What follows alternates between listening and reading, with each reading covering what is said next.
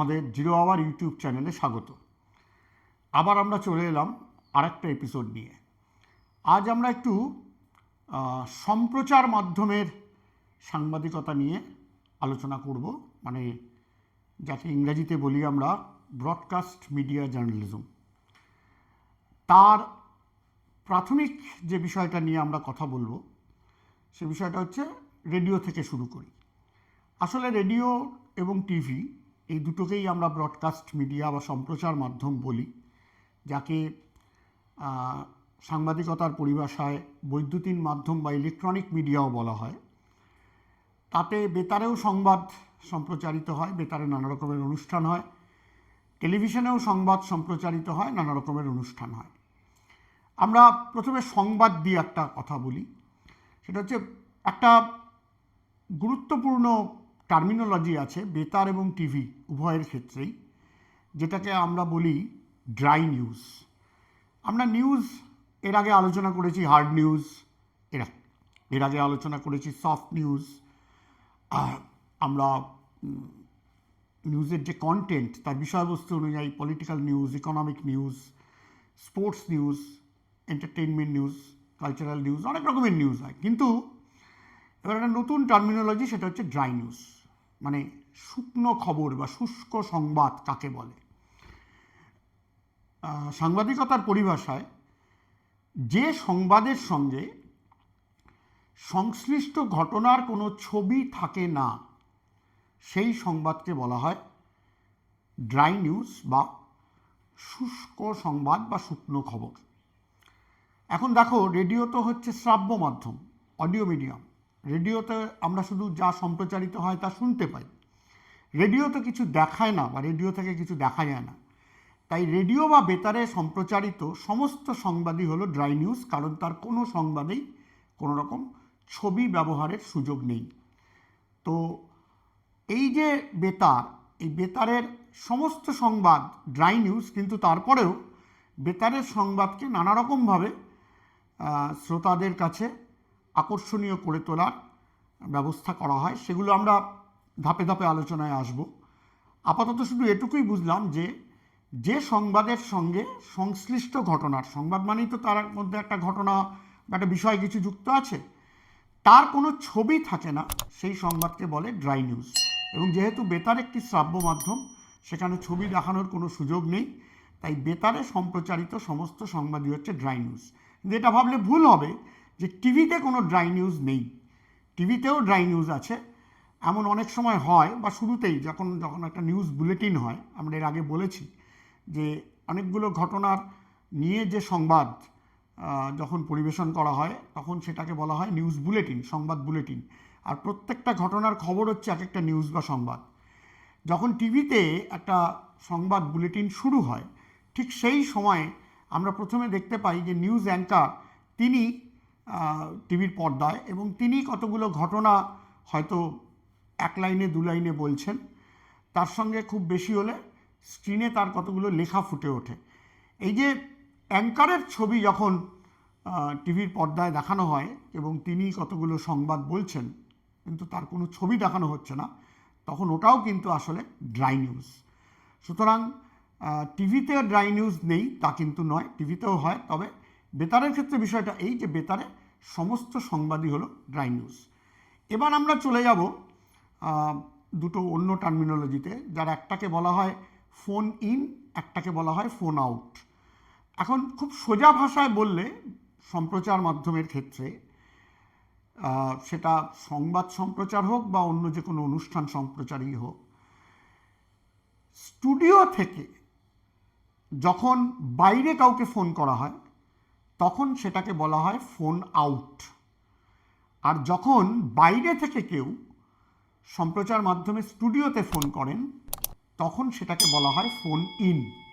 এখন এটা বেতারেও হতে পারে, এটা টিভিতেও হতে পারে। আমি একটা একটা করে বলি। ধরো বেতারে, এফএম বেতারে যদি আমি বলি, তাহলে প্রচুর টক শো হয়। টক শো কি?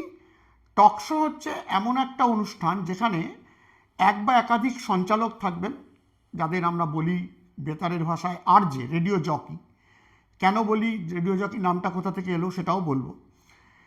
তিনি যেমন একটা অনুষ্ঠানের বিষয় আছে এফএম বেতারে, কোনো একটা অনুষ্ঠান হচ্ছে, তার কোনো একটা বিষয় ভিত্তিক একটা অনুষ্ঠান হচ্ছে, তিনি সেটা নিয়ে কিছু কথা বলছেন, সেই কথার মাঝখানে হয়তো গানও শোনানো হচ্ছে, আবার তিনি ওই কথা বলতে বলতেই শ্রোতাদের সঙ্গেও টেলিফোনে যোগাযোগ করছেন।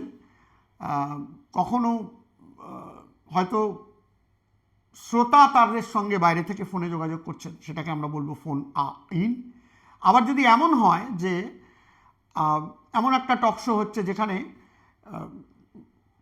বেতারের যিনি আরজে, মানে এফএম বেতারের ওই অনুষ্ঠানে যিনি আরজে, তিনি বাইরে কারোর সাথে ফোনে যোগাযোগ করছেন, তখন তাকে বলবো আমরা ফোন আউট।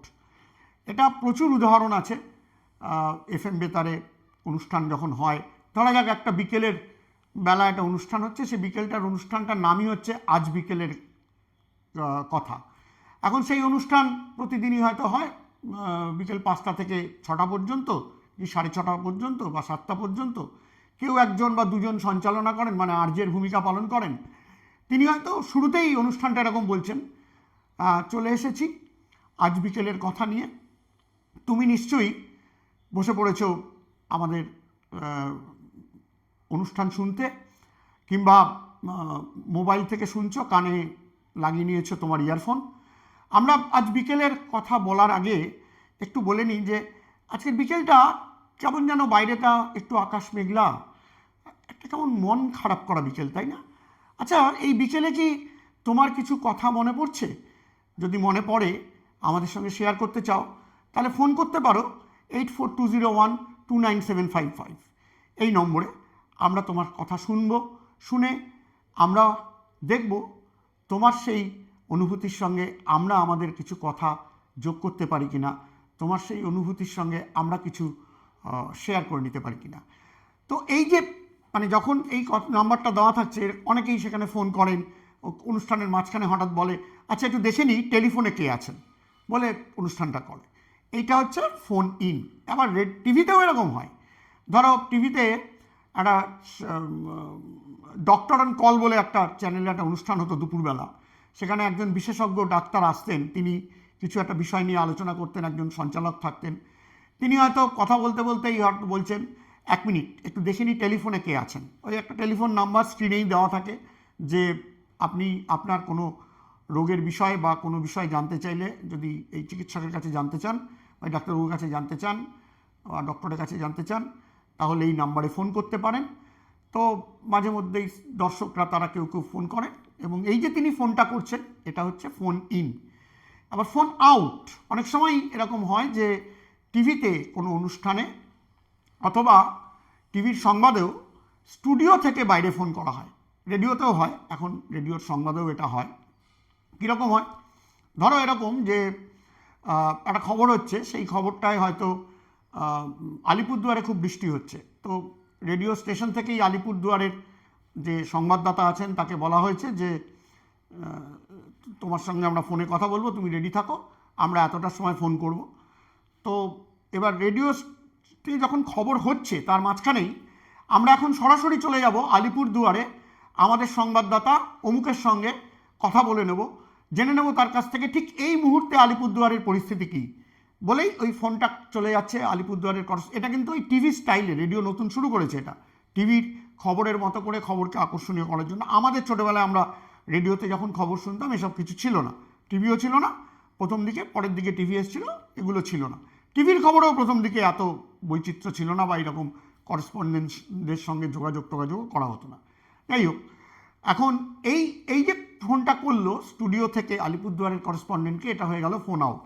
আবার অনেক সময় এরকমও বলা হয় রেডিওতে যে তুমি স্পটে পৌঁছে তুমি ফোন করবে, যে স্পটে পৌঁছেছ, এবং ফোনটা করার পরে আমরা তোমার সঙ্গে কথা বলে নেব, এবং সে ফোন করে ওই লাইনে দাঁড়িয়ে থাকে আর কি, তাকে ধরতে বলা হয়। সময় মতো যিনি খবর পড়ছেন তাকে ইনস্ট্রাকশন পাঠিয়ে দেওয়া হয়, এবং ওই স্টুডিওর ভেতরেই তিনি তখন ওই আমাদের সংবাদদাতা রয়েছেন জলপাইগুড়িতে অমুক, তার সঙ্গে এখন আমরা কথা বলবো, তিনি জানাচ্ছেন রিপোর্ট বলে তিনি আবার খবর বলেন। এটা টিভিতে তো প্রবল হয়, টিভিতে তোমরা যারা খবর দেখো তারা নিশ্চয়ই জানো যে এরকম বিভিন্ন ঘটনার ক্ষেত্রে হয়ই, যে বলে ঘটনাস্থলে রয়েছেন আমাদের প্রতিনিধি অমুক, আমরা তার কাছ থেকে সরাসরি চলে যাব তার সঙ্গে কথা বলতে, বলে একটা নাম বলে। কখনো কখনো দেখা যায় যে তার শুধু একটা স্টিল ফটো দেখাচ্ছে, মানে তার কোনো মুভি ছবি দেখানো হচ্ছে না, তিনি টেলিফোনে বলছেন, সেটা শোনা যাচ্ছে। এই যে এই ফোনটা যদি স্টুডিও থেকে তাকে করা হয় তাহলে ফোন আউট, যদি এমন হয় যে উনি ওখানে পৌঁছে ফোন করেছেন তাহলে ফোন ইন। আবার অনেক সময় দেখবে যে তোমরা যখন টিভিতে খবর দেখছো, দেখবে যে যিনি নিউজ অ্যাঙ্কার তিনি একটা প্রশ্ন করেছেন, ও এরকম করে কানে হাত দিয়ে শুনছে এবং তুমি প্রশ্নটা শুনতে পেয়ে গেছো, কিন্তু সে কিন্তু তখনও শোনেনি, সে তার কিছুক্ষণ বাদে শুনে উত্তর দিচ্ছে। মানে তার কাছে ওই ফোন কলটা পৌঁছতে একটু দেরি হয়েছে। তার একটা বড় কারণ হচ্ছে যে ওটা স্যাটেলাইট সিস্টেমে তার কাছে ফোনটা যাচ্ছে, ওই মহাকাশে যে কৃত্রিম উপগ্রহ আছে সেখান থেকে হয়ে আপলিঙ্কিং এবং ডাউনলিঙ্কিং হয়ে তার সাথে টেলিফোনে যোগাযোগ করা হচ্ছে, নাহলে ওই টিভি ট্রান্সমিশন এসে আসতে পারবে না। তো তার ফলে একটা সময় লাগে তার কাছে কথাটা পৌঁছতে। তার আগে তুমি জেনে যাচ্ছ বা তুমি শুনে ফেলছো কথাটা, তুমি ভাবছো ওর শুনতে দেরি হচ্ছে। এবং এই ধরনের যে ফোন ইন ফোন আউট, এটা টিভিতে অন্যান্য অনুষ্ঠানেও দেখা যায়। তোমরা অনেকেই কোন মনেগা ক্রোড়পতি দেখেছো, তো সেখানে ওই যে ফোনে ফ্রেন্ড একটা অপশান ছিল, যারা প্রতিযোগী তারা সাহায্য নিতে পারত। তো অমিতাভ বচ্চন জিজ্ঞেস করতেন, কেউ হয়তো বললো আমি কোনো বন্ধুকে ফোন করব, তো সঙ্গে সঙ্গে অমিতাভ বচ্চন বন্ধুর নাম অমুকের সাথে কথা বলবে, কি বলতেন, কম্পিউটার জি অমুক কা ফোন লাগাইয়ে, হ্যাঁ, এই যে বলে ফোনটা গেল। এবং এই যে স্টুডিও থেকে ফোনটা চলে গেল যিনি তার বন্ধু, মানে প্রতিযোগীর বন্ধু, তার কাছে, এটা হয়ে গেল ফোন আউট। ঠিক আছে। আবার দেখো, তোমরা অনেকেই পিকে সিনেমাটা দেখেছো। পিকে সিনেমার শেষ দৃশ্যটা মনে করো, যখন ওই সরফরাজের সঙ্গে যজ্ঞুর কি সম্পর্ক ছিল এবং তারপরে যজ্ঞুর সঙ্গে যে ভুল বোঝাবুঝিটা হয়েছিল, সেই সত্যটা যখন সামনে উঠে আসছে, তখন কিন্তু ওই স্টুডিও থেকেই প্রোগ্রামের যিনি কোঅর্ডিনেটর ছিলেন, তিনি ওই তার ওখানে যিনি ভেতরে স্টুডিওতে বসে গোটা সিস্টেমটাকে কন্ডাক্ট করছিলেন, সাউন্ড টাউন্ড সব কিছু, তাকে, সেই মেয়েটিকে বলছেন যে ইয়েতে সরফরাজের ফোন করো। না, প্রথমে সরফরাজের ফোনে যজ্ঞ ফোন করলো, ফোন যাচ্ছে না। তখন বললো যে ও কোথায় কী করতো সেগুলো কিছু জানে কি না। বলতে বলতে ওর মনে পড়লো যে বলেছিল যে আমি পাকিস্তান এমবাসিতে আমি পার্ট টাইম জব করি। তখন বললো যে তুমি সিডনিতে পাক এমবাসিতে ফোন করো। এই যে পাক এমবাসিতে স্টুডিও থেকে ফোনটা করা হলো, দ্যাট ওয়াজ ফোন আউট। আমি অনেকগুলো উদাহরণ দিলাম। এরপরে টিভির খবর দেখতে বসলে, টিভির অনুষ্ঠান দেখতে বসলে, রেডিওর খবর শুনতে বসলেও তোমরা এরকম ফোন ইন ফোন আউটকে নিজেরাই আইডেন্টিফাই করে নিতে পারবে। এই হলো টিভি রেডিও সংক্রান্ত তিনটে আমাদের কথা, যার প্রথমটা হচ্ছে আমি বললাম ড্রাই নিউজ, দ্বিতীয়টা বললাম ফোন ইন, তৃতীয়টা বললাম ফোন আউট। আমি বলেছি যে এই প্রসঙ্গেই বলেছি যে এর মধ্যে আরেকটি বিষয় এর সঙ্গে যুক্ত হয়ে যায়, সেটা হচ্ছে বেতারের, বিশেষত FM বেতারের, এমনকি টিভিতেও আজকাল হয় প্রচুর টক শো। টক শো কি? আমি বললাম টক শো, টক মানে কথা বলা। অর্থাৎ রেডিও টিভিতে এমনি অনেক অনুষ্ঠানই হয়, কেউ একজন আবৃত্তি করছেন, কেউ টিভি হলে নাচ দেখাচ্ছেন, কেউ গান গাইছেন। রেডিওতে আমরা গান শুনি, নাটক শুনি, আবৃত্তি শুনি, আলোচনা সভা শুনি। তা নয়, টক শো হচ্ছে একটা আলোচনামূলক অনুষ্ঠান। অর্থাৎ সেখানে একজন বা দুজন সঞ্চালকও থাকতে পারেন, যারা কোনো একটা বিষয় নিয়ে আলোচনা করছেন, মানে কিছু কথা বলছেন। সেই কথা বলতে বলতেই তারা, অবশ্যই তার একটা স্ক্রিপ্ট থাকে, সেই কথা বলতে বলতেই তারা কখনো তার সঙ্গে মানানসই কোনো গান শোনাচ্ছেন, আবার তার সঙ্গেই শ্রোতাদের সঙ্গেও বা দর্শকদের সঙ্গেও কথা বলছেন, এবং সেটা মূলত টেলিফোনে। তারাই একটা টেলিফোন নাম্বার দিয়েছেন, সেই টেলিফোন নাম্বারে তারা কল করেছেন, সেখানে কথা বলছেন। অনেক সময় যেটা হয় সেটা হলো যে তারা একটা হোয়াটসঅ্যাপ নাম্বার দিয়ে বলেন যে এখানে আপনার কথা লিখে পাঠান, এবং বা কোনো একটা প্রতিক্রিয়া বা মন্তব্য, তাতে অনেক সময় শ্রোতা বা দর্শকরা ওই হোয়াটসঅ্যাপ নাম্বারে তাদের মন্তব্য লিখে পাঠান, এবং সেই মন্তব্যটা ওখানে ওরা পড়ে শোনায় যে হাওড়া থেকে অমুকে এই লিখেছেন, সাকরাইল থেকে অমুকে এই লিখেছেন, বারাসাত থেকে অমুকে এই লিখেছেন, বেহালা থেকে অমুকে এই লিখেছেন, চুচুড়া থেকে অমুকে এই লিখেছেন, পুরুলিয়া থেকে অমুকে এই লিখেছেন, মেমারি থেকে অমুকে এই লিখেছেন, এরকম পড়ে পড়ে শোনানো হয়। এই যে অনুষ্ঠানটা, এই অনুষ্ঠানটাকেই বলা হয় টক শো। ফলে আমরা সচরাচর FM বেতারে যে অনুষ্ঠানগুলো শুনি, তার বেশিরভাগই কিন্তু এরকম টক শো, এবং এই টক শো যারা কন্ডাক্ট করেন, আমি সঞ্চালক শব্দটা ব্যবহার করেছি রেডিওর ক্ষেত্রে, তাদের বলে রেডিও জকি। কিন্তু এই রেডিও জকি কে, তা নিয়ে যে আলোচনা, বিস্তারিত আলোচনা, কেন তার নাম রেডিও জকি, জকি শব্দটা কোথা থেকে এলো এবং রেডিও জকি হওয়ার জন্য কী গুণ দরকার, সেটা আমরা বলবো পরের একটা এপিসোডে। আজ এটুকুই, ভালো থেকো।